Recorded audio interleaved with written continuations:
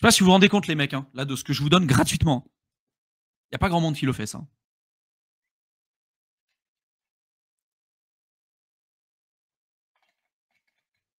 Faites péter la barre des likes. Hein. Vous êtes presque 300 en live, faites péter la barre des likes. Donc j'ai répondu à la question. Voilà, pensez-vous que la crypto va descendre à 94K avec une belle montée vers les 114 voilà. Ça reste dans les clous, même si c'est possible qu'il n'y ait pas cette baisse-là attendue.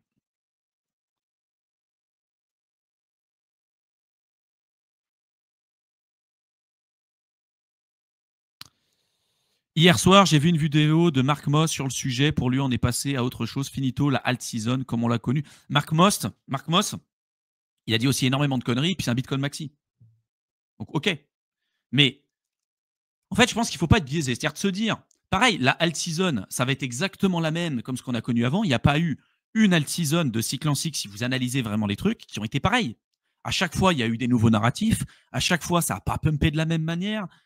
Enfin, ça a toujours été comme ça. Mais il n'y a pas eu un exemple dans l'histoire où les alts n'ont pas performé du tout. Je parle de ça quand je parle d'alt season. C'est zéro performance sur les alts. Ils continuent de sous-performer durant tout le cycle.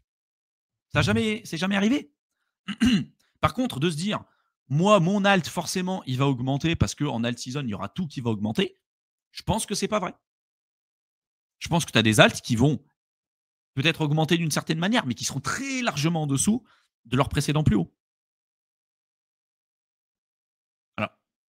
Et après, tu vois, si vraiment c'est ce que les gens pensent, et moi, c'est OK, je respecte tous les trucs, hein, mais dans ce cas-là, sois full BTC.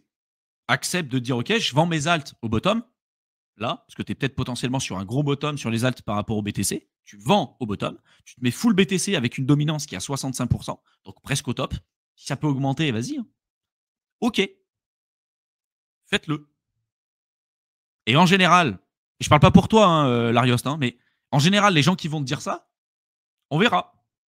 Quand ça va commencer à shifter, ah, mais t'avais des alts en fait en portefeuille, t'avais dit que t'en avais pas, mais en fait t'en as. Ah, c'est bizarre.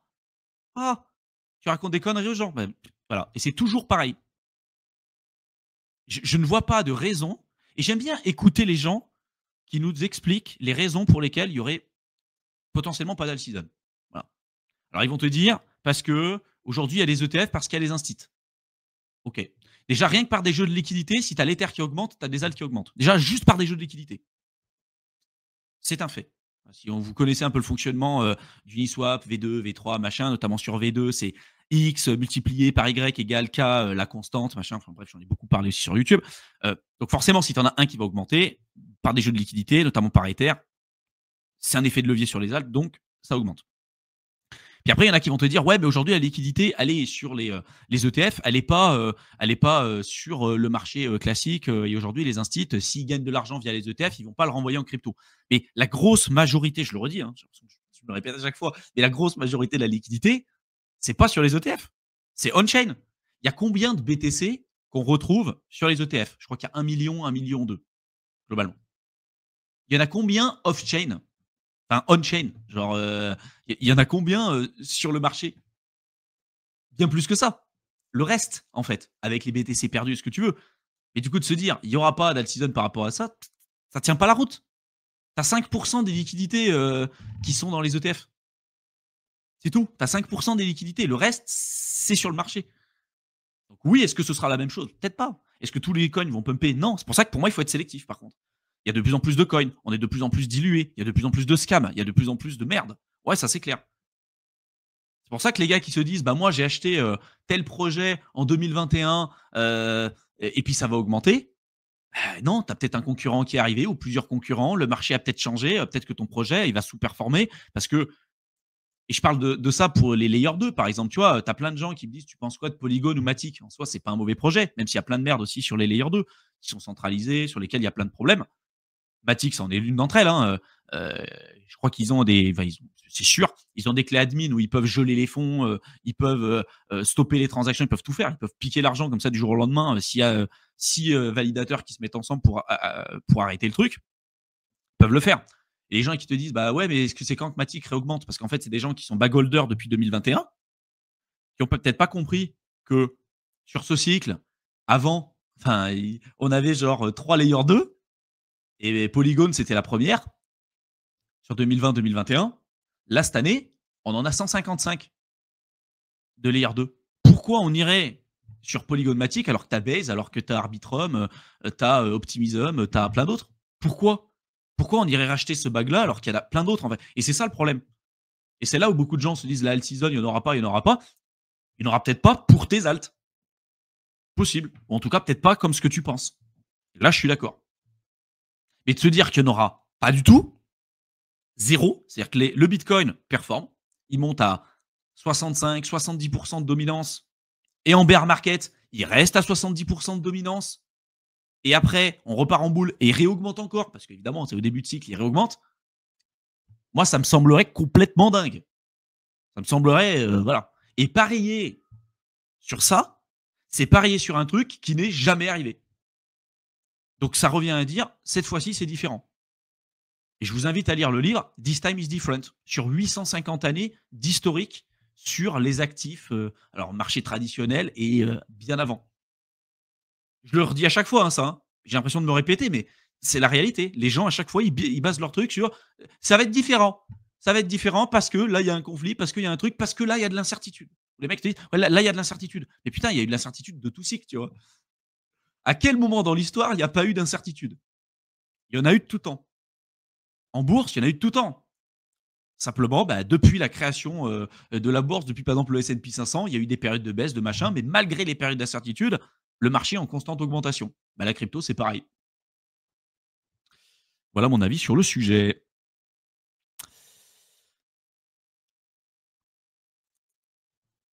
Merci pour la contribution, Sissi. Ça fait plaisir. J'espère que ça vous plaît, les mecs. Hein.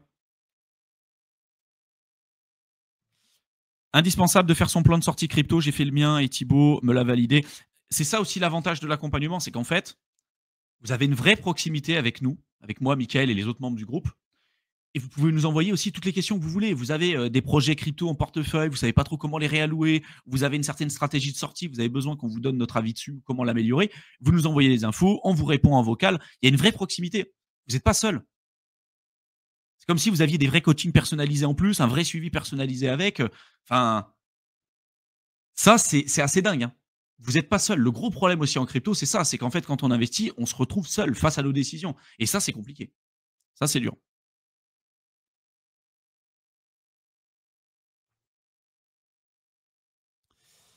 Pour Moss, on rentre dans une nouvelle phase où ce ne seront plus les retail qui ont la main, car l'apport retail et Pinux carotté des instits. Aujourd'hui, est-ce que tu es convaincu que si demain, tu as un Bitcoin à 160 000, tu as un Ether à 10 000 balles, que les alts ne performent pas et que les retail ne reviendront pas? S'il y a bien un truc qui ne change pas, c'est la psychologie humaine, c'est les impôts et c'est le fait qu'à un moment donné, on va décéder. C'est les seules vérités qui existent. C'est tout. Mais de se dire que pour l'instant, les retails sont pas là et c'est un fait, mais putain, c'est un avantage. Les gens se disent c'est de la merde, mais c'est un avantage. Autant en profiter, tu vois. Enfin, moi, c'est mon avis là-dessus. Hein. Après, on verra.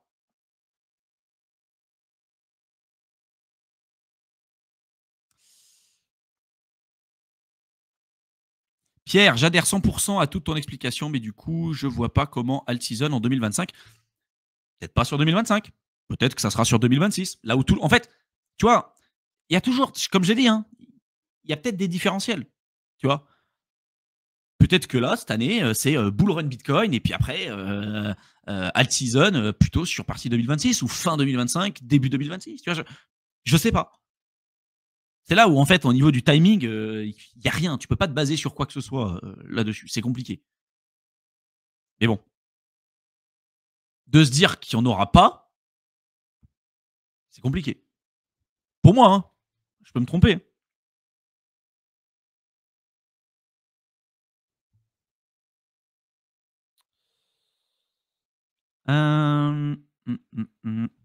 Ouais, je vois que ça vous plaît, les mecs.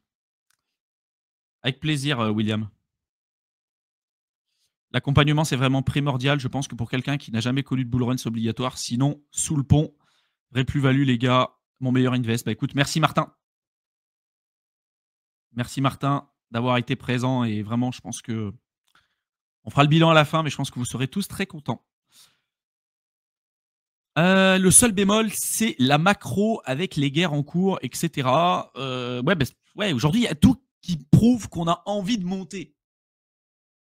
Et ce qui bloque, comme tu dis, c'est le sentiment de marché. Mais le sentiment de marché, en un claquement de doigts, ça change. On l'a vu avec les tarifs de Trump. Les gens ont la mémoire courte, mais ont la mémoire courte en crypto. Mais c'est, enfin, même dans la vie de manière générale, les gens ont la mémoire courte.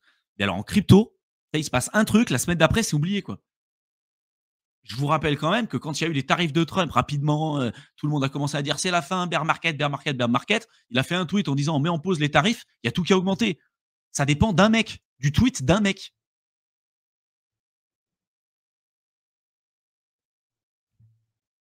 Je vois pas quoi dire de plus.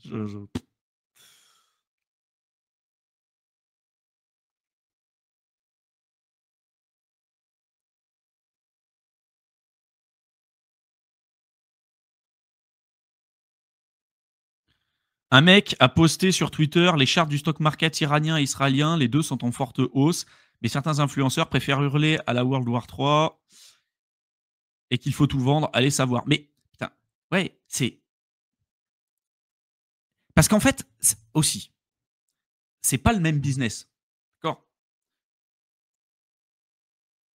Ceux qui ont du mal à prendre du recul sur les événements, sur les informations historiques et tout, vraiment jeter un coup d'œil sur Éternel étudiant. J'ai fait des centaines de vidéos pour me baser sur des études scientifiques, académiques, sur des moments plus de 200 ans d'historique pour vraiment montrer comment ça se passe. Globalement, les marchés ont plus tendance à augmenter que baisser. Il y a des périodes de cyclicité. À chaque fois qu'il y a eu des périodes de baisse, ça a été des super moments pour recharger. Là, les mecs, ils vont vous dire on est en bulle, ça va exploser, ça va exploser. Sauf que ça fait 25 ans que les mecs te disent que ça va en bulle. Il y a bien un moment donné où ça va exploser. Quand bien même ça baisse, peut-être que le prix que tu auras, il sera plus haut que le prix auquel tu peux avoir aujourd'hui. Parce que peut-être que le plus haut, il sera dans 10 ans, 15 ans, 20 ans, enfin, peu importe. Donc, c'est toujours un bon moment pour rentrer, pas n'importe comment, mais en tout cas, d'être haussier sur les marchés financiers. Et surtout, comprendre que dans le business sur Internet, ce qui marche, c'est d'être polarisant. Ce qui marche, c'est de faire peur aux gens et de ne pas avoir d'entre-deux. Nous, c'est l'inverse de ce qu'on fait.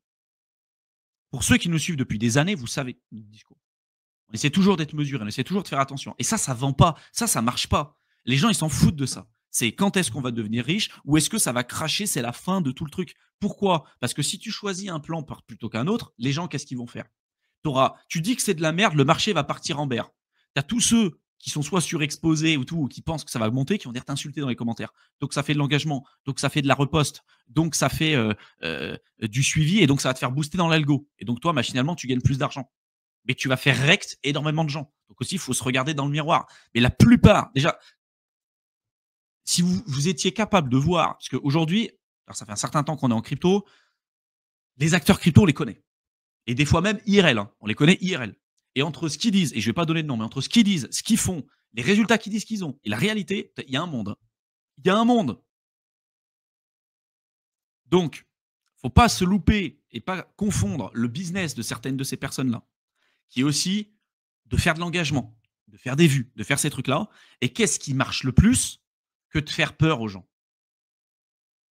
Évidemment, ça fait peur. Si demain je te dis la France va faire faillite, ton économie n'est pas en sécurité, on va te voler ton argent, on va faire ton truc, il faut que tu investisses à l'étranger, il faut que tu partes t'expatrier parce que c'est bon, c'est la fin, tous les États vont partir en guerre, troisième guerre mondiale, achète un bunker.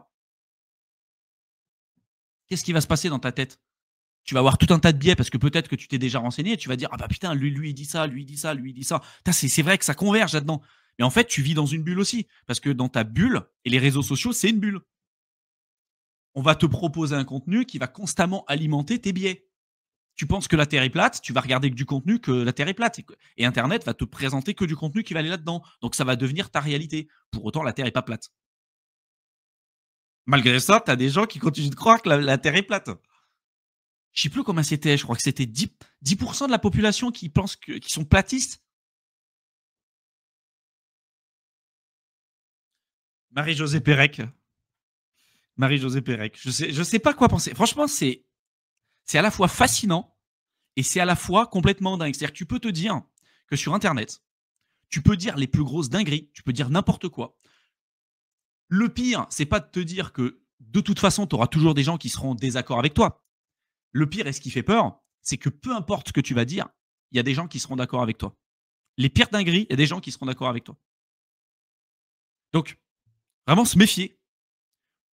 Vendre de la peur, c'est vendre du sensationnel. Et c'est ce qui fait vendre le papier. D'ailleurs, regardez sur Internet, sur les réseaux sociaux, regardez à la télé, regardez à la radio, les news, les informations. C'est pas des bonnes nouvelles, c'est que de la merde. Tout le temps, c'est que de la merde. Et c'est pas pour rien. Parce que ça vend du papier. Sauf que, je le dis tout le temps, les bears, par rapport au très long cycle sur les marchés, semblent intelligents. Parce que sur le court terme, on se dit, ah bah putain, c'est intelligent ce qu'il raconte et tout. Sur le long terme, c'est des gens qui ne gagnent pas d'argent, ou très peu. Parce que si tu es baissier sur un marché qui a beaucoup plus de chances et de probabilités d'augmenter, et la crypto, c'est ça. Hein. C'est même les marchés financiers sous stéroïdes. Si tu avais été baissier, est-ce que tu n'en serais pas beaucoup mieux sorti si tu avais été full bullish depuis 2010, malgré les périodes de baisse, machin, qu'en te disant je suis bearish, machin et tout. En fait, ceux qui gagnent de l'argent sont ceux qui sont optimistes. Et là, pareil, il y a des études qui montrent que si tu es optimiste, tu as beaucoup plus de chances de gagner du pognon parce que tu as une vraie vision sur l'avenir. Parce que tu acceptes de prendre des risques aujourd'hui pour gagner plus d'argent demain. Tu apprends à retarder ta gratification instantanée. Ce qui n'est pas le cas de ceux qui sont toujours en train de dire c'est pessimiste, c'est la fin de l'humanité, on va mourir. Parce que ces gens-là, forcément, s'ils n'ont pas de vision sur l'avenir, s'ils pensent que le futur n'existe pas, bah, ils vont pas épargner, ils vont pas investir, ils vont pas avoir une vision sur l'avenir. Et tu gagnes pas d'argent.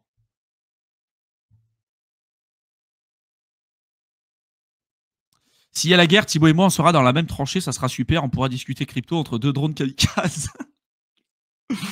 Ouais, carrément. L'analyse technique, c'est de l'astrologie de base. Alors, il y a des trucs intéressants. Pour moi, c'est un outil. Mais tu te bases que sur l'analyse technique pour prendre des décisions d'investissement, c'est une connerie. Tout comme tu te bases que sur le fondamental pour prendre des décisions d'investissement, je pense que c'est une connerie. C'est comme tout, hein.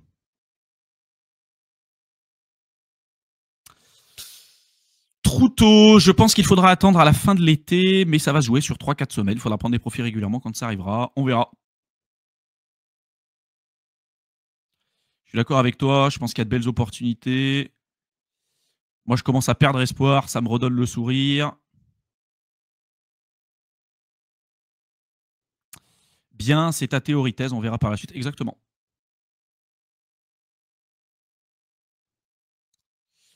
Donc, il faut hold pour le moment, voire racheter si ça baisse. C'est ma théorie. D'accord? Après, ce qu'il faut que vous fassiez, vous, ça vous regarde, vous. Il y a certaines personnes, et je ne connais pas ton cas, Seb, hein, mais il y a certaines personnes, pour moi, et je sais que ça va faire mal, qui n'ont rien à foutre en crypto. Il y a des gens, ils savent pas, ils ont tout sur des plateformes d'échange centralisées. Ils savent même pas ce que c'est le Bitcoin. Ils savent même pas ce que c'est l'Ether. Ils investissent des sommes qui sont astronomiques en crypto. Ils savent même pas faire un swap. Quand tu leur dis, genre, comment je fais des fois, on reçoit des questions, comment je fais du staking sur du Bitcoin. J'entends ça. La personne, elle a investi 300 000 euros en crypto. Je me dis, n'investis pas. N'investis pas. Tu vois? Il y a des gens, pour moi, mais après, voilà, c'est le jeu aussi. Hein. Mais il y a des gens qui ne devraient pas, en tout cas, investir comme ça en crypto.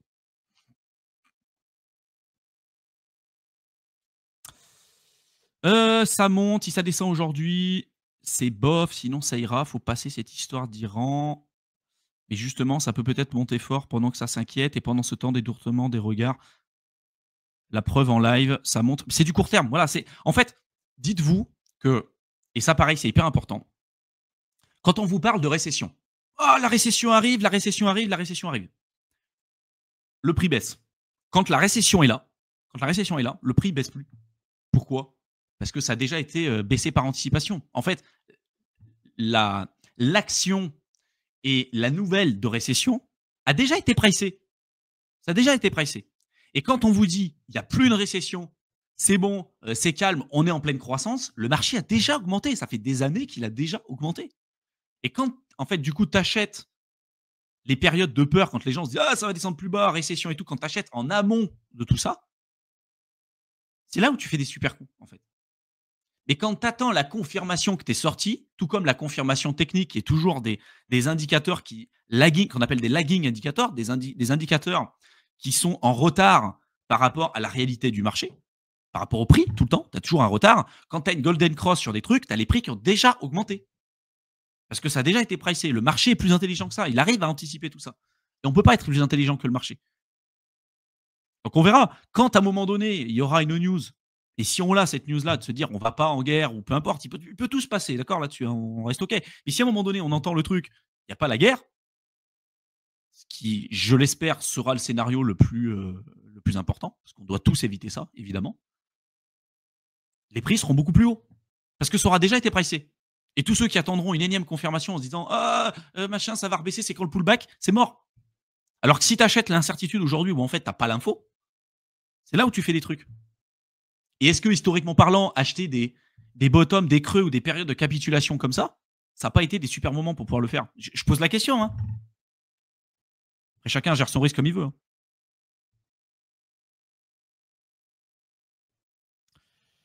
Franchement, chapeau pour ce raisonnement, Thibaut. Et le problème, c'est les émotions qu'on met dans le marché. C'est grâce aussi à ces émotions que les hausses se construisent.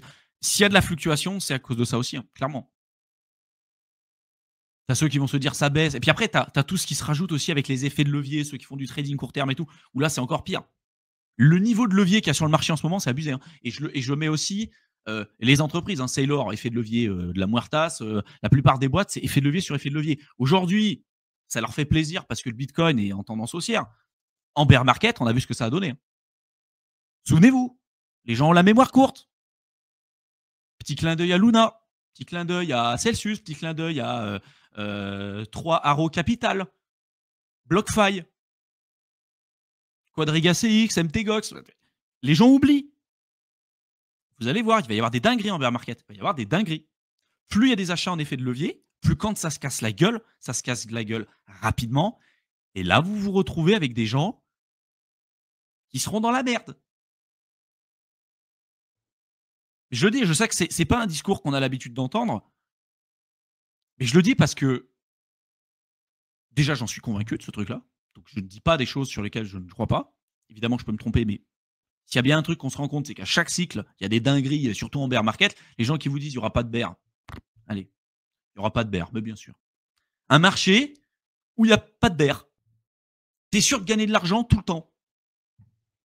Ok. On ne vit pas dans le même monde. Hein. On ne vit clairement pas dans le même monde. Mais, par contre, à chaque cycle, il y a des boîtes qui avalent la grenouille, quoi, hein, qui prennent vraiment des très très grosses déculottés, voire qui ne se relèvent pas. J'ai parlé de Sailor pendant un certain temps parce que lui, c'est effet de levier sur effet de levier et c'est pas comme si on n'avait pas d'historique. Je vous invite à rejeter un coup d'œil sur sa boîte et ce qu'il a fait comme dinguerie lors de l'explosion de la bulle Internet. Est-ce que ça sera une rebelote avec le BTC? On verra. De toute façon, à ce stade-là, ça passe ou ça casse pour lui. Hein. Si ça passe pas, c'est mort. Hein. Pour moi, il ne peut pas se remettre d'un truc comme ça. Mais bon, on verra. Ce que je pense, c'est que la partie retail ne font aucune recherche de fond et se contentent juste d'écouter les youtubeurs et les gens sur Twitter comment ils peuvent avoir un avis objectif. Mais exactement. J'ai fait un live sur la partie accompagnement où j'ai présenté une étude de Bybit qui montre que la grosse majorité des gens investissent en ayant fait moins de 5 minutes de recherche sur les réseaux sociaux. Donc ça, c'est la majorité. Il y en a une petite minorité qui ont investi après avoir fait moins de 2 heures de recherche sur un projet en question. Et on ne parle même pas de la qualité de la recherche là. D'accord? Aller sur Twitter, YouTube et écouter un mec qui va te parler d'un projet, ce n'est pas une recherche. Ça. D'accord? Une recherche, c'est avoir cet esprit critique, avoir une vraie compétence pour être capable de se dire, OK, ce qui m'est raconté là, c'est bien, c'est plausible, c'est pas plausible, c'est intéressant, c'est pas intéressant. Mais si tu écoutes quelqu'un qui est bullish sur un projet en te disant ça c'est intéressant, mais que tu n'as pas d'esprit critique là-dessus, ça vaut rien, c'est pas de la recherche. C'est pas de la recherche. Et cette étude démontre que pour plus de 95% des retails, c'est moins de 2 heures de recherche et on ne parle même pas de la qualité de recherche. Quand j'ai sorti une étude de l'AMF sur Éternel étudiant, donc là c'est plutôt sur la finance traditionnelle, la grosse majorité des personnes en France ont un biais de surconfiance énorme, c'est-à-dire qu'ils n'ont pas de résultats. Ils sont nuls en investissement. On est nuls. En France, on est nuls en investissement parce que ça ne fait pas partie de notre patrimoine. On est sur une une retraite par répartition et pas par capitalisation comme aux États-Unis et tout. Donc, c'est pas dans notre ADN d'investir. On vous apprend pas ça à l'école. Enfin bref. La grosse majorité des personnes qui investissent n'ont pas de résultats, sous-performent et en plus pensent qu'ils sont bons. Ne se forment pas, ça paraît, c'est l'étude de l'AMF qui le dit. Et leur source principale d'information, c'est quoi? C'est les collègues de boulot, d'accord? Donc, les collègues, les amis, les proches et le banquier. Alors, avec ça, tu fais 75% de la source d'information des particuliers. Et alors, je ne parle même pas de la crypto. Hein. Donc, évidemment, c'est ça. Évidemment. La majorité des gens ne font pas de recherche. Et c'est là qu'en fait, vous avez un edge. C'est que si vous êtes capable, vous, de faire une vraie recherche, un vrai questionnement sur comment, enfin, sur comment fonctionne le marché, vous êtes capable de prendre vos propres décisions en bonne et due forme, et vous avez un avantage concurrentiel énorme par rapport à presque 100% des personnes. Et c'est comme ça que vous gagnez de l'argent. Et le problème, c'est qu'en France, la majorité des gens pensent qu'ils ont un edge, et ce n'est pas le cas. Ils n'ont pas d'edge. Ils ont l'impression d'en avoir, mais ce n'est pas le cas. Et c'est ça qui fait peur, qui fait mal. Le train partira toujours le plus vite possible et s'arrêtera le plus chargé possible, exactement. Vraiment, tu as tout résumé. Tu as tout résumé. De plus, beaucoup placent de l'argent comme si on était au casino et aucune conviction. On est typiquement sur le syndrome de l'objet brillant. Exactement. Mais vous avez tout compris, les mecs. Hein. Vous avez tout compris. Jordan, est-ce qu'on n'est pas déjà sur une all-season ultra sélective ciblée sur peu de projets? AV, hype, le retail est rincé et voit cette industrie comme un scam, juste titre, j'ai envie de dire. Alors, la majorité des retails se font rincés, oui. Que tu aies certains projets qui tirent leur épingle du jeu, ça s'est vu à chaque cycle. Et là, les projets qui ont très bien performé, ben, tu as eu AV, tu as eu Solana, tu as eu Hype, tu avais eu Injective au début de cycle, puis certains autres projets IA ou le SPX 6900 de Murad, enfin voilà, il y a PP aussi qui avait bien performé. Mais en fait, quand on parle d'alt-season, vraiment, quand on se met dans le truc d'alt-season, on ne peut pas parler d'alt-season quand tu as une dominance de Bitcoin qui est élevée. Ça ne s'appelle pas une alt-season. Ça s'appelle un mouvement de liquidité qui va aller se parquer sur une partie des alts. C'est tout, c'est pas une alt season. Une alt season, la définition, c'est dominance du Bitcoin qui baisse et un Bitcoin qui augmente. Et un Ether, pourquoi pas à l'ATH. Voilà. Là, tu as l'alt season. On a eu des mini alt season quand tu as eu des petites baisses de la dominance du BTC en mars 2024, etc. Mais ce n'est pas la définition d'une alt season. Un pump sur un alt ou une bonne performance sur un alt, ce n'est pas une alt season. Une alt season, c'est une surperformance globale des alts par rapport au BTC sur une période plus longue qu'un jour. C'est ça, une alt season. Et tant que tu as un Ether qui a 2500 balles, tu ne peux pas t'attendre à avoir une alt season. Tu vois. Par contre, oui, tu as des alts qui surperforment. Hype, jusqu'à maintenant, a surperformé. AV a surperformé pour une certaine période de temps. Bref, Solana a surperformé pendant un certain temps. Là, par rapport au BTC, hein, je t'invite à regarder la charte Sol BTC. Là, on commence à avoir atteint un top et puis partir en baisse. Donc là, il commence à sous-performer le BTC. Et comme la plupart des alts, en fait. Hein. Donc un projet qui surperforme pendant un certain temps, ça ne veut pas dire qu'il va surperformer encore par la suite. Mais vraiment, alt season, c'est Bitcoin qui, en termes de prix, continue encore d'augmenter et dominance qui baisse. C'est-à-dire que là, tu as vraiment des liquidités à mort, mais que le Bitcoin, en fait, malgré le fait qu'il continue d'augmenter et qu'il entraîne tout le marché vers le haut, bah, en fait, il va continuer de perdre de la dominance par rapport aux alts parce qu'il y en a une partie qui est vendue pour aller le mettre directement sur les alts. C'est ça la alt season.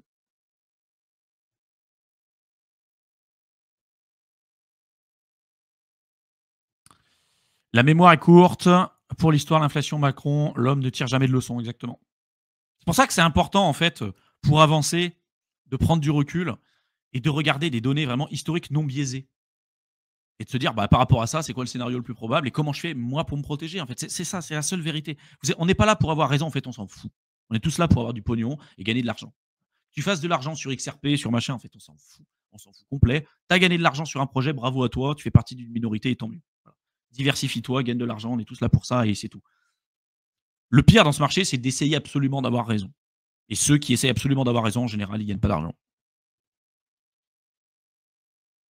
Larios, je suis OK pour dire qu'il y aura une halte. J'essaye d'intégrer certains changements que je vois des gros investisseurs sont plus frileux au risque et je vois un resserrement logique de la halte sur le top. Possible, on verra. On tirera aussi des leçons de tout ça, hein. Moi, ce que j'aimerais voir aussi, on en avait parlé pas mal avec Théo, c'est de voir comment on pourrait avoir une. Tu vois, en fait, quand on parle de switcher les liquidités, par exemple, du Bitcoin sur des altes et d'aller sur d'autres actifs, etc., si à un moment donné, et on commence un petit peu à le voir sur les, sur les ETF, c'est que pendant un certain temps, il n'y avait pas d'inflow sur les ETF Ethereum. Là, on commence à en avoir, pas sur les mêmes volumes que sur la partie BTC, mais si à un moment donné, on se rend compte qu'il y a des sorties de chez Bitcoin pour aller sur des entrées sur Ether, c'est-à-dire qu'il y aurait même un shift de la part des instits pour aller sur le côté, tu vois, un peu altizone traditionnel, conventionnel, tu vois. Et là, je pense que ça peut être intéressant à observer. Pour l'instant, c'est pas ce qu'on voit, mais en tout cas sur Q2, pour l'instant, ce que j'ai montré tout à l'heure, c'est qu'il y a une surperformance de l'Ether par rapport au BTC, quoi. Est-ce que ça sera encore le cas? Est-ce qu'on atteint un bottom? Bon, bref, vous connaissez la rengaine, les gars. Un breakout du BTC aujourd'hui à la hausse serait un vrai signe de force du bull, ouverture des marchés importants qui va ouvrir la voie. Ouais, exactement. Et puis c'est là aussi, hein, si tu as un bull run, là, si le Bitcoin part à la hausse, la dominance du BTC, elle pète, hein. Et là, peut-être qu'on serait sur la fameuse dernière vague de top pour BTC, pour ensuite avoir un top sur la dominance, pour après le voir baisser. Mais voilà, faut voir. Aujourd'hui, c'est de la spéculation, on ne sait pas trop.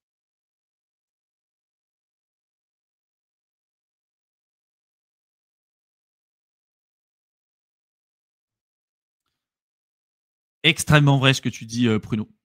Perso, je suis trader forex et il faut savoir que ce sont les plus qui sont les plus rentables, ce sont les traders avec des time frames hautes et non les scalpers qui s'improvisent trader pro. L'investissement, c'est la même logique, c'est le long terme, exactement. Et c'est pour ça que ça m'a toujours fait rigoler les mecs qui te font du scalping à court terme avec des effets de levier à x50 et qui viennent te dire j'ai gagné de l'argent, ils te montrent un trade gagnant, mais les mecs, ils bouffent les pissenlits par la racine. Ils gagnent pas une thune, ces mecs-là. Ils gagnent pas une thune. L'argent, ils l'ont pas fait via le scalping, hein. Ils l'ont fait via reguer des communautés, chiller de la merde et tout, mais ils n'ont jamais gagné de l'argent avec ça sur le long terme. En fait, parce que pour ceux qui connaissent un petit peu les théories des jeux, hein, il y a plein de bouquins là-dessus. Franchement, je pense qu'un jour, j'en parlerai, la théorie des jeux. C'est passionnant et ça vous montre des moments, pour ceux qui ont fait un peu de mathématiques aussi, l'espérance de gain. D'accord, on calcule ça. Moi, j'avais appris ça au lycée. Je me souviens, après, on a calculé d'autres d'école d'ingé et tout. L'espérance de gain sur quelque chose. C'est pas compliqué à comprendre. C'est quelles sont les probabilités pour vous de gagner de l'argent en jouant suffisamment longtemps à quelque chose. Jouer au casino, à la roulette ou au loto, l'espérance de gain, elle est négative. Vous jouez suffisamment longtemps, vous perdez de l'argent. Ça ne veut pas dire qu'il n'y a pas à un moment donné quelqu'un qui peut gagner des thunes. Vous pouvez gagner de l'argent à un moment donné. Mais la probabilité que vous gagnez durablement là-dessus, elle n'est pas vraie. Vous avez plus de chances de perdre que de gagner, évidemment. En investissement, c'est l'inverse. Plus vous restez longtemps, plus vous augmentez vos chances de gagner de l'argent. Et dans le trading, c'est pareil. Ceux qui font du swing trading sur plusieurs semaines, plusieurs mois, ont plus de chances de gagner de l'argent et en général sont plus rentables que des mecs qui sont sur le marché et qui font du truc sur la seconde, voire à la minute. Tu peux faire des trades. Il y a des gens qui sont très bons là-dedans, hein. Dans le cas, tu as toujours des anomalies de marché, hein, mais ça reste des anomalies de marché. Et ça, c'est pas moi qui le dis, hein, c'est les études, hein.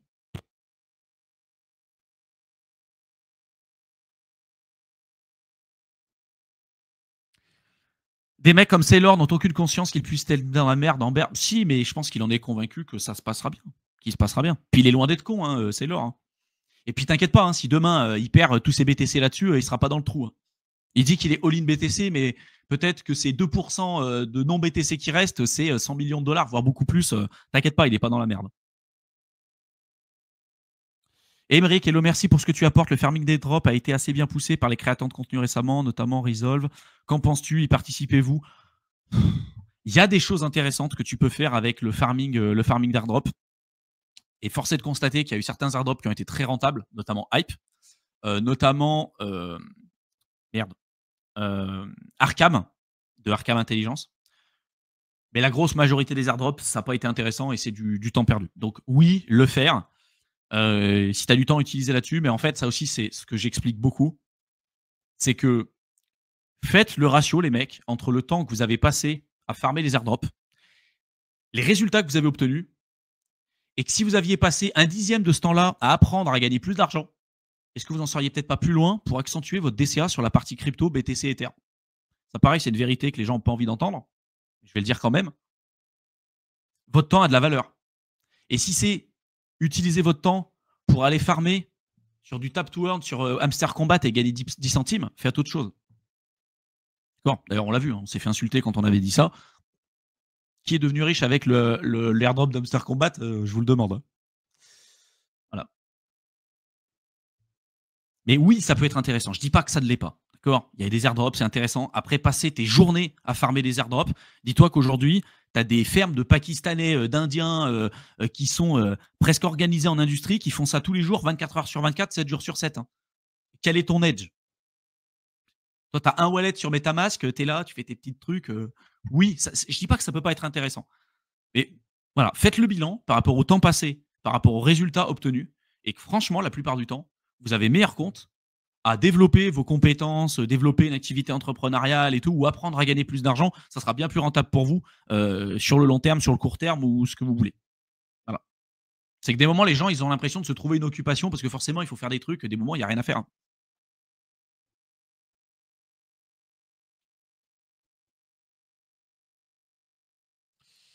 Je ne sais pas si vous regardez la charte du BTC pendant le live, mais il part fort depuis ce matin. Ouais, ah ouais, j'ai vu. Après, on va voir. Hein.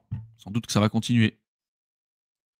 Je suis devenu super méfiant après Mantra quand j'ai vu que Zeta se déconnectait et montrait comme un zinzin derrière. J'ai vendu 80% de ma position. Je suis bien avec ma décision, mais compliqué. En fait, dites-vous aussi, les mecs, je le redis tout le temps, mais je vais le redire. Quand on va avancer, on va commencer à avoir de plus en plus de narratifs. Mantra, c'était ça, c'était que du narratif. J'en avais parlé avant qu'il y ait un gros dump de Mantra, parce que les mecs, ils disaient, attends, vous parlez pas de Mantra, c'est le projet qui a surperformé le BTC depuis le début, donc c'est OM, pour ceux qui se souvenaient, c'est l'avenir pour les RWA et tout. Puis moi, je regarde, je dis, putain, mais j'en ai jamais entendu parler de Mantra, c'est quoi ce projet? Alors déjà, tu creuses, tu te rends compte que c'était un projet qui avait été lancé au départ avec PokéStarter, avec les parachains sur Polkadot. C'est bizarre. Au moment où ils avaient lancé le truc, ils n'avaient même pas fini, ils avaient même pas récupéré l'argent initial pour pouvoir faire partie des parachains. Donc déjà, au niveau hype, les mecs disent ça a toujours été hypé. Mort de LOL, c'était pas du tout hypé au début. Donc déjà, ils ont noyé un peu le poisson. Puis après, ils ont redonné vie au truc en redonnant un narratif, en disant les gars, regardez, c'est RWA, c'est super, on a des partenariats et tout. Les partenariats, hein, ça vaut rien. Je vous le dis, les partenariats, ça vaut rien. En bull run, ça vaut encore plus rien.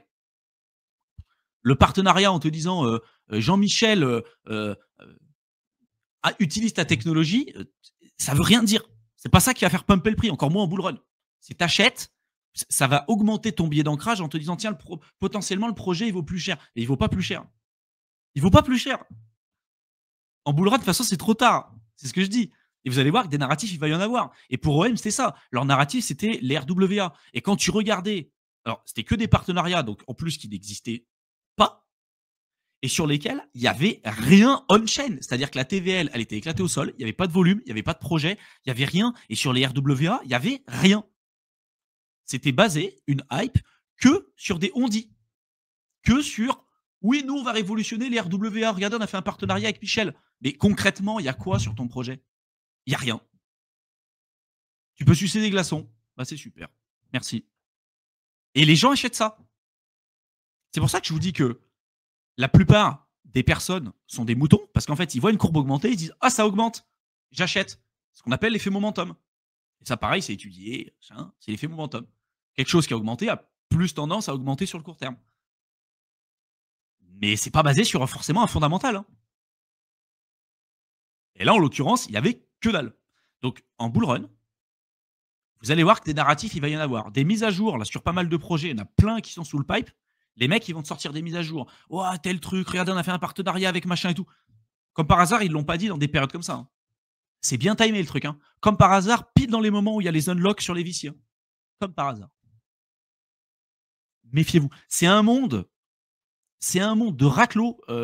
La crypto, quand vous êtes sur le marché depuis des années, on vient parce qu'on a une vision, parce qu'on on croit, et j'y crois toujours, hein, à la partie fondamentale, à la partie souveraineté, liberté, etc. Toutes ces choses-là, reprendre en main son propre argent, résistance à la censure et tout.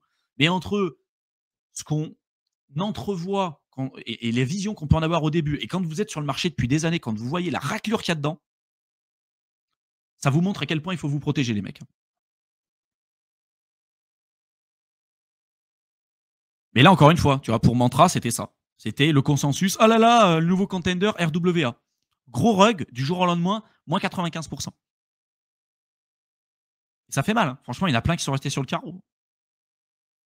Le nombre de personnes qui te disaient aussi Luna avec Mirror et tout, là, et encore, non, c'était encore 20% de rendement sur des stablecoins en fixe. En fixe. C'est basé sur quoi? À quel moment en crypto tu peux avoir des rendements fixes? C'est pas possible. Pas si. Rendement fixe. Et puis après, il y a eu tout le même Steady, lads. Steady, on va rentrer, on va racheter. Bah, je savais pas qu'un projet, il pouvait perdre 3 fois 99% en quelques semaines. Bah, ça a été le cas. Et pour autant, c'était un projet qui avait très très bien performé. C'est pour ça que je vous dis, les projets qui performent très bien ne sont pas forcément ceux qui vont continuer de performer. Et à l'inverse, ceux qui sous-performent ne sont pas forcément ceux qui vont continuer de sous-performer par la suite. Et il y a plein d'exemples comme ça. Sans parler des comptes live des pseudo-traders spécialistes qui montrent que des comptes démo. Mais c'est ça, mais c'est. Ouais. Ou les mecs qui te disent non mais moi j'ai rien à vendre, puis ils t'envoient en fait j'ai un compte Telegram gratuit, j'ai rien à te vendre. Tu viens dessus et en fait les mecs ils te chient d'une plateforme d'échange de merde sur lesquels ils sont commissionnés de la muertas. Je connais des gars qui ont des comptes comme ça, ils te disent moi j'ai rien à vendre, je vends pas de formation, je vends rien, viens sur mon compte Telegram, je vais t'apprendre à gagner de l'argent. Et en fait ils te chient que l'affiliation vers une plateforme d'échange de merde, non régulés, pourris, éclatés au sol, qui prennent des frais démesurés et qui, pour chaque participant, même si ces personnes-là ne déposent pas d'argent, ils peuvent te donner 1000 jusqu'à 2000 euros. À quel moment tu as une boîte qui est capable de te donner en avance 2000 euros sur un potentiel prospect qui n'a même pas commencé à déposer de l'argent? Sans compter après, si le mec commence à déposer de l'argent, tu gagnes des thunes encore sur le moment où il va payer des frais et tout. Parce qu'ils savent que le mec, il va se faire rincer. Ils savent que le mec, il va se faire oblitérer sur le truc. Et ça, c'est un business, mais qui est juteux, mais t'imagines même pas. Je vois des pubs partout sur Twitter, des pseudo-mecs à Dubaï, avec leur vieille casquette Gucci là, et leurs sandales à 3 balles là, qui viennent te dire ouais, machin, moi aussi, j'ai gagné de l'argent, tu veux trader avec moi? Mec, t'as 12 ans, t'as encore une moustache de prépubère, tu viens expliquer aux gens comment faire du trading de Forex. Va te raser les poils à la quéquette et puis va faire autre chose de ta vie parce que putain, et ça, c'est usant, hein. Il y en a plein, hein. Ah, je me suis lâché, les gars. Allez, entre nous, je me lâche. Vous me connaissez maintenant.